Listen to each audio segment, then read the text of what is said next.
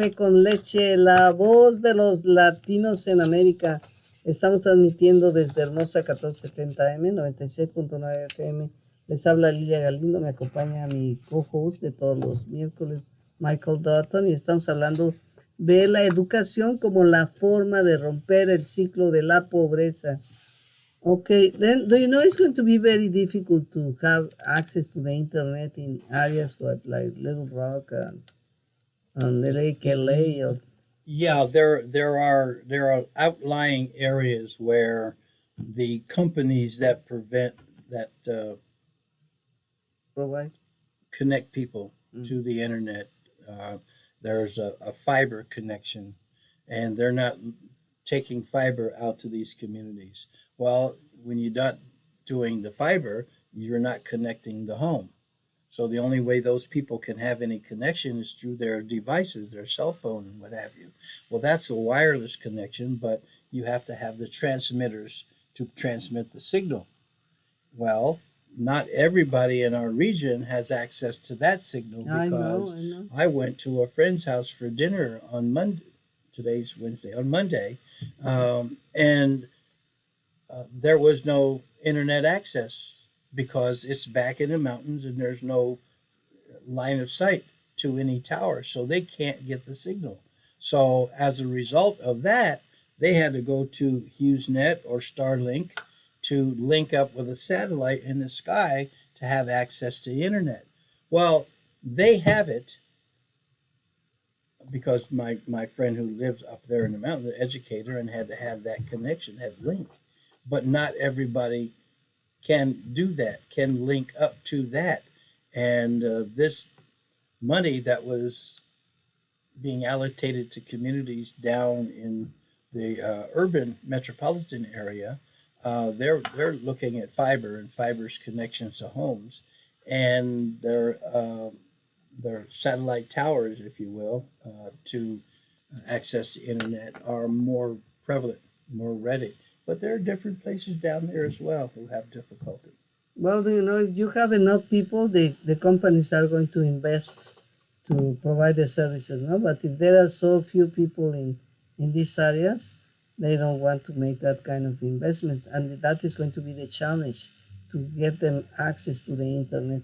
Nos está platicando Michael cómo dice el internet que se da a través de la fibra, pues ya está accesible en todas las áreas metropolitanas, ¿no? Pero cómo dice que fue a la cena con un amigo, a cenar con un amigo, y que no había acceso al internet. Su amigo dice tiene acceso porque está recibiendo la señal a través de satélite, pero obviamente pues no todo el mundo puede pagar o sabe cómo tener acceso a este tipo de internet, pero obviamente pues tell me about the consequences for people who lives in these areas, for students. Well, that's just it. Well, and I was leading up to that because what happened when COVID hit, it became readily available that we need to gear up. Well, prior to COVID, we had always been working in that direction because I wanted my students to have access to the internet, period, because I saw it as a connection and a tool of learning for the future. Mm-hmm. And so we had begun the process of putting those devices in classrooms and making sure that every classroom had access and every student had access to the hardware necessary to access the internet. Then when COVID hit, it was just like, okay, drop dead emergency. We've got to do things a little bit different. Teachers who were reluctant to learn how to use the internet and get online had to gear up or retire. People who were home and having to stay at home because of COVID had to access their lessons online. How do we do that? Well, they made sure that every student in the high school district had a device. Every student in the high school district that had a device couldn't always access the internet, so they had to give them access point. Okay, and so they gave them access points. It looks like a hockey puck, but it's actually access to the internet. And those little. And do they work as well, as good as you are in the internet connected directly, or they have problems to access the internet? well, they can access a signal. Okay, so as long as they're in line of sight of a tower, a signal, they can access the internet. Well, what happened then was that effort expanded, and families that had high school kids had access for the elementary kids because each device that went home could be used by 6 different people. Mm. So you could have a whole family using that access point to engage with the internet. And that was very, very helpful. And there are thousands of them out there now and being used on a daily basis so kids can have access. Well, when COVID subsided and we bring our students back to school, we're still using the technology. So education has sort of morphed into a hybrid of what it used to be.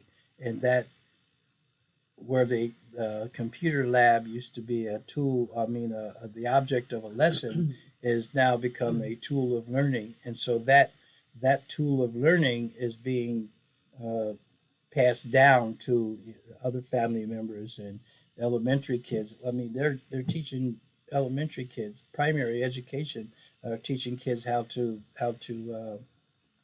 code and write computer programming. That is really good. That is really good. Bueno, estamos hablando como a través de el Internet, bueno, pues es la posibilidad de tener acceso a muchísima información que regularmente no vas a obtener. Y como los estudiantes durante la época del COVID, pues se sufrió bastante porque se decidió, bueno, continuar con la educación, pero fue a través del Internet. Como muchas áreas rurales no tenían acceso al Internet, en primer lugar a las familias de más necesitadas o a los que no tenían se les dotó de un aparato, o sea, una pequeña laptop para que pudieran ellos continuar con la escuela, pero también a los que no tenían acceso al Internet se les dio una como bolita que les permite recibir la señal del Internet y trabajar a través de ello. Después del COVID, bueno, pues eso se estuvo usando para que los jóvenes o los niños todos pudieran asistir a la escuela a través del Internet, porque ese sistema de conexión podía ser usado hasta por 6 diferentes personas. Entonces ellos podían tener acceso al Internet. Dice, y después del COVID, pues hemos continuado con eso porque muchos maestros fueron obligados, dice, los que eran obligados a aprender el Internet y los que se negaron tuvieron que retirarse. Los que no se adaptaron a la tecnología tuvieron que pedir por su retiro, pero los maestros aprendieron todos, los estudiantes, incluso los padres de familia, aprendieron lo que no habían aprendido, lo cual fue una gran ventaja. Todavía continuamos con ese tipo de ayuda para todos los estudiantes en el Antelope Valley Union High School District. But do you know what happens when you don't have a fast access to the internet? Because if you have a system that you spend like 15 minutes to connect, and then it go down, it's not the same thing that. No, it's very Because frustrating. even for us, no, that you have access to a regular good internet.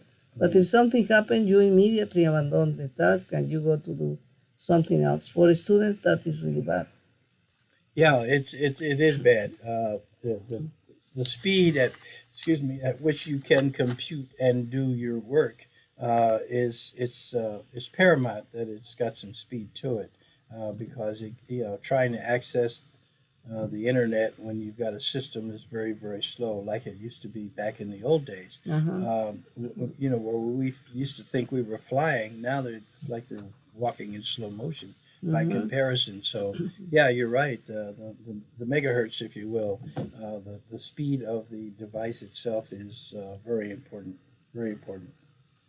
Bueno, estamos hablando también como, aunque se les ha proveído a los estudiantes que viven en zonas rurales de un aditamento para que puedan tener acceso al Internet, pues la calidad de la señal no es la misma, ¿no? Y como uno a través de nuestra experiencia, pues si tu Internet no está funcionando rápidamente, te desesperas a los pocos minutos y te vas a hacer algo más. Esto es muy dañino para los estudiantes que tienen la tarea de aprender a través de esa manera Y como nos dice Michael, bueno, sí, efectivamente, en los años anteriores te tardabas muchísimo en tener acceso y bueno, pues nos hemos avanzado ya bastante con muchísimos avances en la tecnología que nos permiten tener acceso inmediato a la información, pero obviamente pues esto es también un problema a resolver.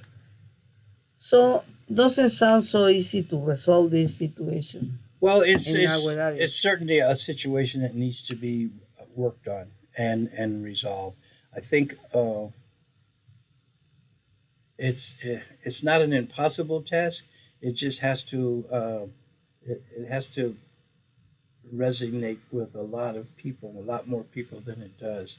Those people who are out in the business of providing access, um, are beginning to warm up to the notion that there's a different kind of need than there used to be, and hopefully we'll be able to, get everybody connected so that everybody is able to access the internet and to, especially in education, to be able to learn equally, so that there is no divide.